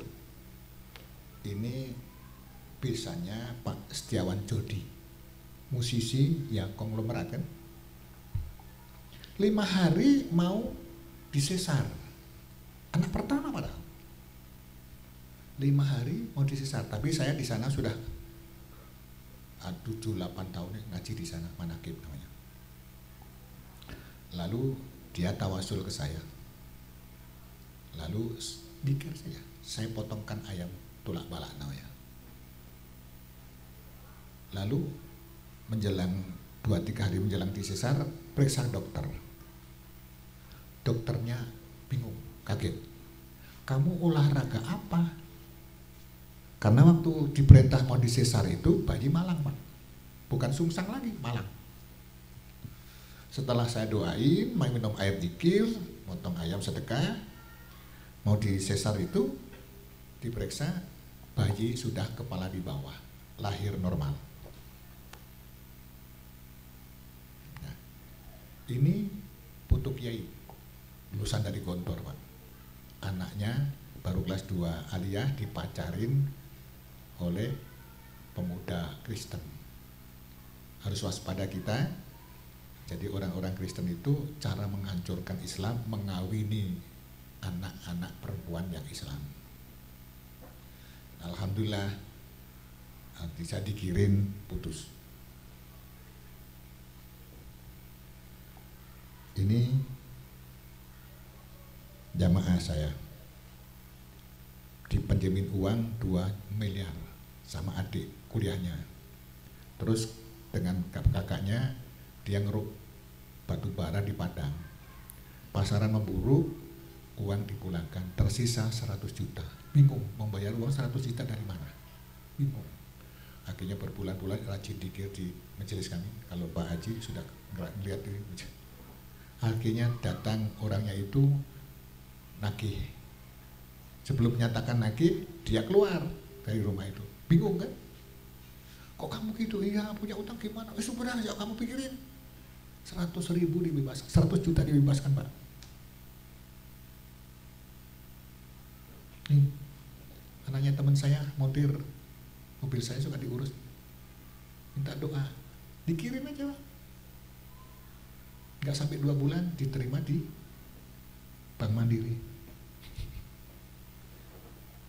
Ini Kusrini, orang Citerep, kista 8 cm. Teori kedokteran harus dioperasi. Saya kasih minum herbal, lengkuas, jahe, cengkeh, bawang putih, wijen, kacang hijau. Yang nyeleneh itu ada kayu jati. Dan direbus tinggal separuh, disaring. Ditambah cuka, ditambah madu, nalar-nalar semua itu Pak. Yang nggak nalar tadi ada kayu jati ya. Lalu dibacakan, dibikinkan minyak asma. Minyak asma itu doa mahal itu. Pakai minyak misik buat ngaduk gelas begini. Diminum 21 pagi sembuh. Pak Saijo ngerasain yang kanker di sini. Kanker di Jogja, alhamdulillah. Jadi berlindung kepada la ilaha illallah. Dosa kita itu Pak menghambat kabulnya doa. Tak petikan 3 kali di sini.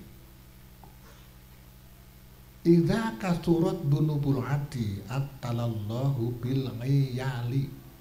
Tatkala seseorang itu banyak dosanya, maka susah mencarikan nafkah untuk anak istri. Kedua, ya banyak itu. Yang kedua, idza tarokal adu doa alil walidaini fa innahu yanqati'u anhu rizqi. Tatkala seseorang itu putus tidak pernah mendoakan orang tuanya, maka seret juga rezekinya. Tinggal ngaca aja kita di lebah mana ini? Di lebah mana kita? Banyak dosa atau tidak pernah mendoakan pada orang tua? Di dalam kitab Taklimul Muta'alim, Rasul bersabda juga, fa inna rajula la yuhramu rizqo bidzan bin yusibu. Sesungguhnya seseorang itu tidak akan terhalang rezekinya kecuali dosa-dosa yang pernah diperbuat. Kita yang mana ini? Kalau merasa kesulitan doanya nggak dikabul, ngaca aja yang mana itu Pak Hajis pakai ngaca aja. Tidak mendoakan orang tuanya atau saking banyaknya. Nah itu doa itu akan tergempur, terkikis habis oleh la ilaha illallah. Disadapkan Rasul dalam kitab Tanbihul Ghafilin karya Syekh Abu Lais Samarqandi. Lakinu mautakum bila ilaha illallah fa innaha tahdimu dulu bahatman. Qalu ya Rasulullah fa in qalaha fi hayati hiya ahdamu wa ahdamu. Rasul bersabda, ajaklah orang-orang itu mengamalkan la ilaha illallah. Sesungguhnya la ilaha illallah itu bisa membersihkan dosa secara tuntas. Sahabat bertanya, ya Rasulullah, fa in qalaha fi hayati, kalau kita amalkan dari sekarang, makin tuntas lagi, makin tuntas lagi. La ilaha illallah, cuman laki-laki tidak banyak orang yang menyampaikan. Ini yang saya ocehkan dari sore tadi, penting nggak buat Bapak? Perlu nggak? Kalau tadi saya sebut surat Qiyamah kalau tidak salah, yauma la yanfa'u malun wala banun illa man atallaha biqalbin salim. Yauma la yanfa'u malun wala banun. Pada satu masa yang dimaksud sekarat. Kalau seorang itu sedang sekarat atau nazar, maka harta-hartanya tidak bermanfaat. Wala banun, dan anak-anaknya juga tidak ada bermanfaat. Ilaman atallaha biqalbin salim, kecuali orang yang waktu dicabut nyawa dia bisa zikir dengan kolbunya itu. Kalau sholatnya sakitnya sudah berbulan, keluar nggak bisa ngomong, nggak bisa zikir. Itu ayat. Hadis, sebuah hadis di dalam kitab Duratun Nasikin halaman 768. Aku, kata Umar bin Khattab, aku diajak Rasul besok kepada sahabat Ansor yang kritis. Setelah masuk rumah, assalamualaikum, masuk rumah, Rasul bersabda, tubu ilallah, tubu ilallah. Orang sih yang dimaksud, yang sakit itu disuruh tobat, zikir atau istighfar. Tubu ilallah, tubu ilallah. Si yang didatangin si sakit itu tidak menjawab. Saking keluhnya lidah. Lalu tidak lama kemudian Rasul tersenyum.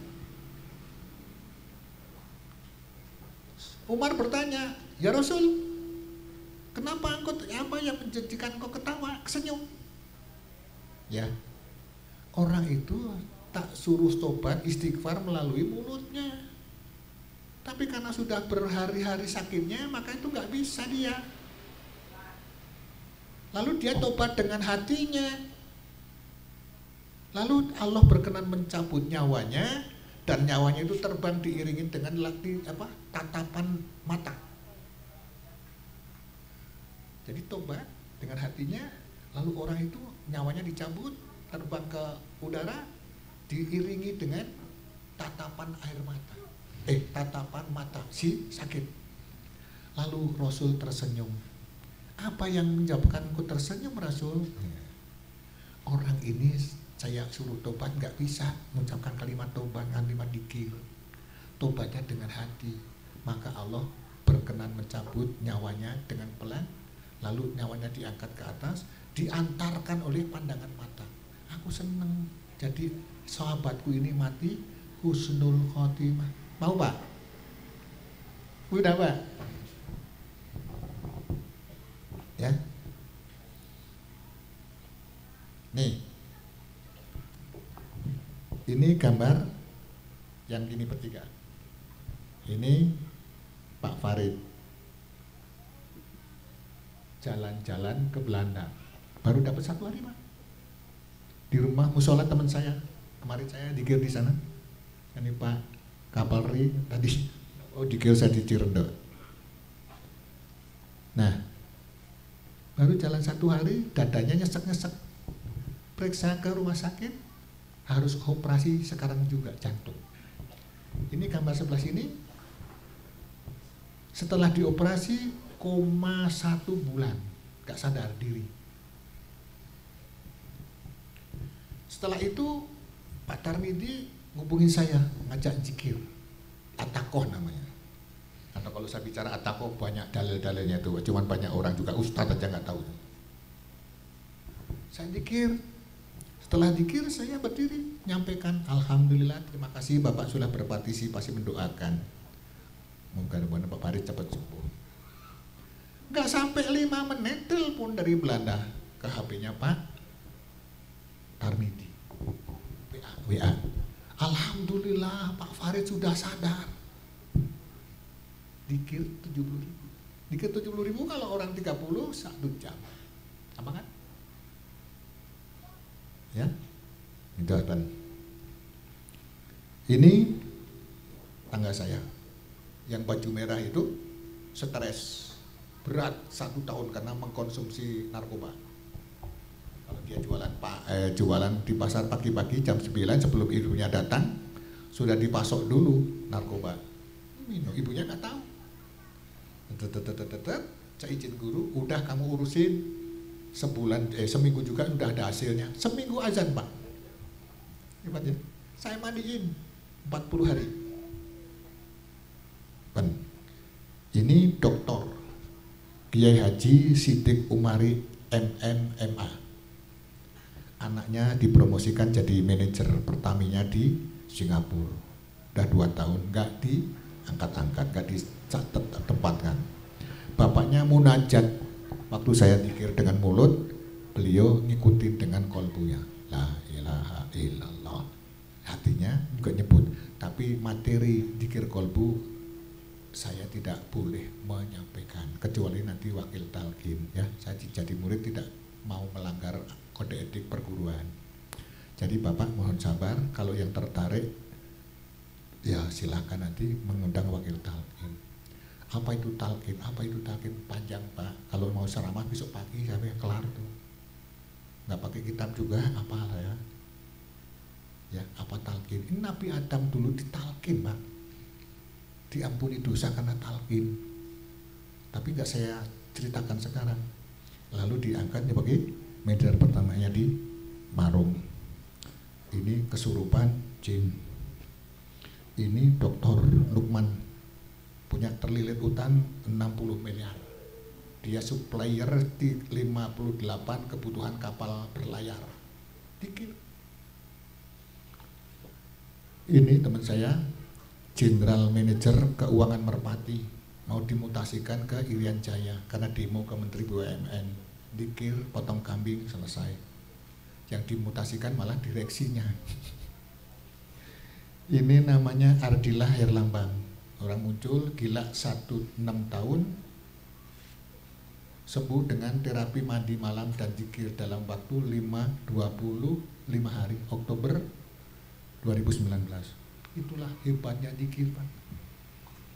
Kalau saya ceritakan saja, ketemu saya sebenarnya nggak usah banyak-banyak. Sekali, tapi jangan tidur. Kalau mau paha mau amalin syukur, tekajen. Nah, ketemu saya itu nggak penting, lama-lama, berkali-kali nggak penting. Sekali, kayak saya ngaji di Makassar, 5,5 jam.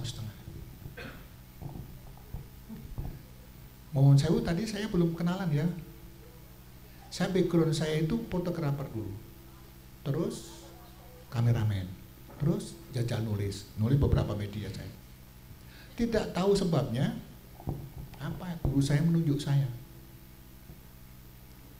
Pada waktu itu saya ikut arisan grup Jawa, Klaten. Gitu jalan, saya diminta kultum 5-7 menit kan. 7 menit kalau dipotong sama ketuanya itu, karena dulu ada 2 ustadz yang ditolak, dipecat karena mengajarkan tidak suka. Saya dimasukkan baru ngomong belum dulu udah dipotong, tapi nanti saya sebagai ketua kalau ceramahnya mencong-mencong semboten-boten saya pecat. Ada saya, Pak, ngomongnya kayak gitu, Pak. Ada saya. Nah, apa-apa, akhirnya saya bahas masalah ruahan. Seneng. Besok bulan depan kasih waktu 2 kali 15 menit. Bulan depan lagi dikasih waktu 30 menit. Bulan depannya lagi saya diundang, suruh ceramah cerita nikah kitanan. Nggak boleh diwakilin. Orang bencinya kayak gitu, sakleknya kayak itu, sekarang rindunya setengah mati. Nggak boleh diwakili. Lah bingung, saya ini fotograf, saya kameramen, nggak bingung saya kalau menteri itu. Sampai Istana Bogor nyampe, Istana Cipanas nyampe, Istana Binagraha saya nyampe, dibawa kamera. Kalau mau aman dibawa Quran ya. Sampai sana. Akhirnya saya pas manakim di Suryalaya minta doa. Pak, saya ini fotografer disuruh ceramah. Mohon doanya, saya nggak mau botol segini, Pak. 22 kiai doain saya. Karena saya grogi ceramah. Pak Saijo kemarin, Pak Saijo kalau ceramah ngundang Jepang jangan banyak-banyak, kita aja. Emang kenapa grogi? Ya enggak lah. Saya bilang begitu. Jadi waktu itu grogi saya, Pak, belum pernah pegang mic tempat umum, suruh pegang mic. Saya minta doa, didoain sama Abah Hanom dan sejumlah mubalik sampai 22. Alhamdulillah, sekarang ada orang yang undang.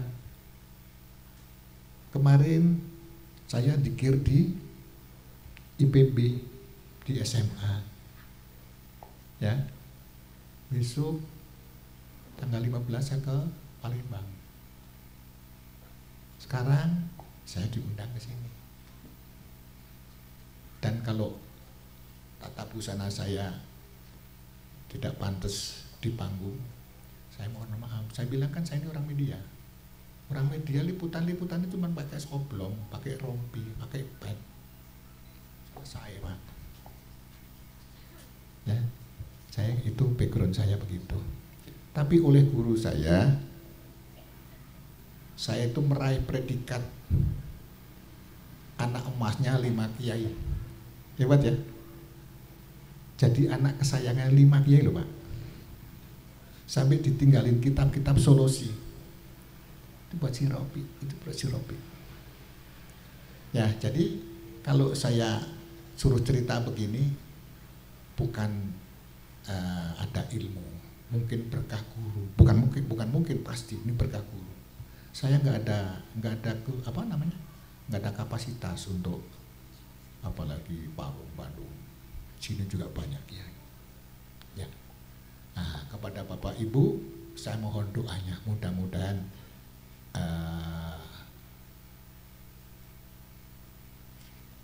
ilmu guru-guru saya itu bermanfaat ya. Itu disetting untuk kakak saya, putar saja. Yang terakhir, saya mohon doanya tadi, mudah-mudahan perintah guru saya tunaikan dengan baik, mudah-mudahan membawa manfaat. Dan izinkan saya mohon doa, dorongan Fatihah untuk Mbak Yu saya yang sekarang sakit stroke di Bogor. Mudah-mudahan dengan dorongan doa Bapak Ibu sekalian dikaromati Fatihah, Allah menyembuhkan sakitnya dan ketemu rezeki husnul khotimah. Bihaqi Sayyidina Syekh Muhyiddin Abdul Qadir Jailani. Al-Fatihah. A'udzubillahi minasyaitonirrajim. Bismillahirrahmanirrahim. Alhamdulillahirabbil alamin arrahmanirrahim maliki yaumiddin. Iyyaka na'budu wa iyyaka nasta'in ihdinas siratal mustaqim. Siratal ladzina an'amta 'alaihim ghairil maghdubi 'alaihim waladdallin. Mohon maaf lahir dan batin yang tak berkenan. Akhirus salam. Assalamualaikum warahmatullahi wabarakatuh. Waalaikumsalam warahmatullahi wabarakatuh. Izin saya memotret gambar, saya bikin gambar dulu. Kalau sempat saya tulis.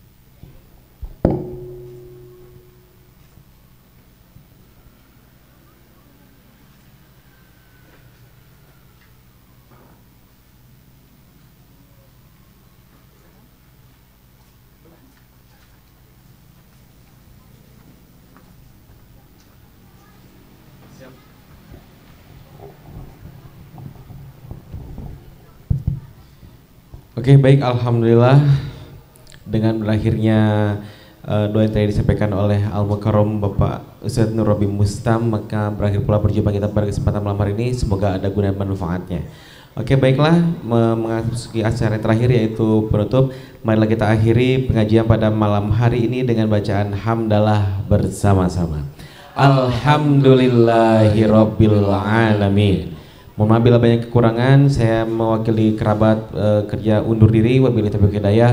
Wassalamualaikum warahmatullahi wabarakatuh. Waalaikumsalam warahmatullahi Kepada Bapak, wabarakatuh. silakan ditunggu di masjid, kita bongkar tumpeng, mangga.